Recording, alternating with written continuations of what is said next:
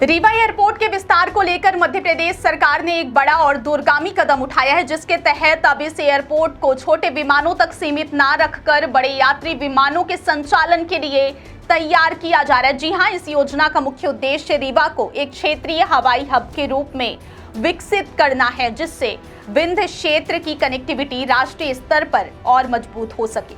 वर्तमान में रीवा एयरपोर्ट पर लगभग 1800 मीटर लंबा रनवे है, जिस पर अभी तक केवल ATR 72 जैसे छोटे विमानों की ही लैंडिंग संभव है, लेकिन प्रस्तावित विस्तार योजना के बाद रनवे की लंबाई बढ़ाकर लगभग 2300 मीटर की जाएगी, जिससे एयरबस A320 जैसे 150 से 180 सीट क्षमता वाले बड़े यात्री विमान भी आसानी से यहां उतर सकेंगे और उड़ान भर सकेंगे। क्या आपके बोरवेल में बार बार पानी की समस्या हो रही है? 30 किलो के लोकल पाइप दे रहे हैं धोखा, बार बार टूटते हैं और खर्च बढ़ाते हैं? तो अब भरोसा कीजिए न्यूट्रॉन केसिंग पाइप पर, एक्स्ट्रा मजबूत लंबी उम्र के साथ। अब बाजार में मिलने वाले 30 किलो के पाइप को करें बाय बाय और आज ही लगवाएं neutron 40 kg borewell casing pipe.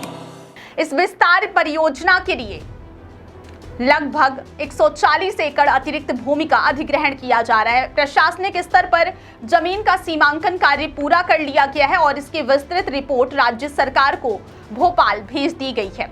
इस परियोजना से करीब 830 किसान प्रभावित हो रहे हैं, जिनके पुनर्वास और मुआवजे की प्रक्रिया को सरकार ने प्राथमिकता पर रखा है। उप मुख्यमंत्री राजेंद्र शुक्ल के अनुसार प्रभावित किसानों को लगभग 340 करोड़ रुपए का मुआवजा दिया जा रहा है, ताकि उनकी जमीन अधिग्रहण से होने वाले नुकसान की भरपाई समय पर और पारदर्शी तरीके से की जा सके।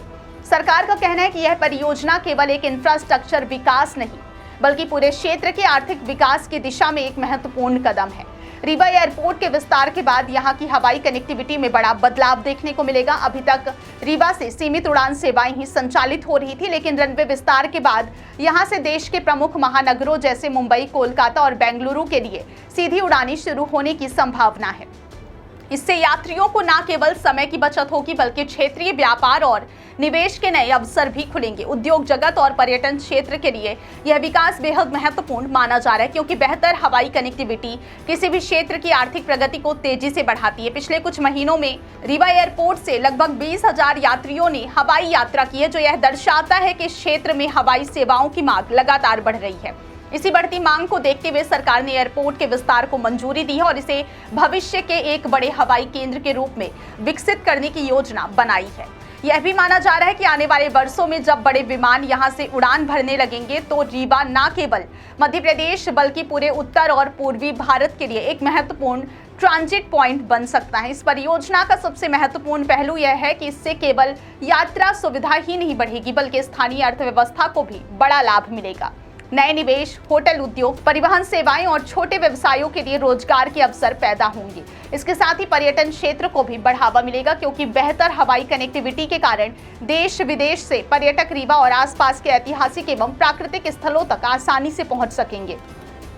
सरकार ने यह भी स्पष्ट किया है कि भूमि अधिग्रहण और पुनर्वास की प्रक्रिया को पूरी तरह पारदर्शी रखा जाएगा, ताकि किसानों और स्थानीय लोगों के हितों की रक्षा की जा सके।